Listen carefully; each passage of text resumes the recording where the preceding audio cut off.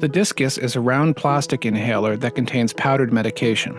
The medication is inside foil strips that help protect the powder from moisture.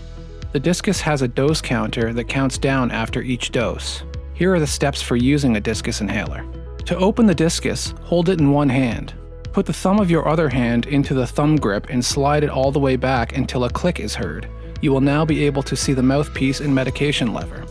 With the mouthpiece facing you, slide the medication lever all the way back until a click is heard. Breathe out away from the Diskus. Seal your lips around the mouthpiece and breathe in quickly and deeply. Hold your breath for 5 to 10 seconds. Close the Diskus by sliding the thumb grip back towards you as far as it goes to its original position. The mouthpiece and medication lever will now be hidden. If another dose is required, repeat steps 1 to 7. The Diskus must be closed fully in between each dose to reload the inhaler.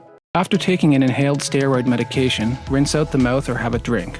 The mouthpiece may be cleaned with a tissue or dry cloth. Keep the Diskus closed when not in use. Store inhalers at room temperature away from direct sunlight or hot or cold temperatures.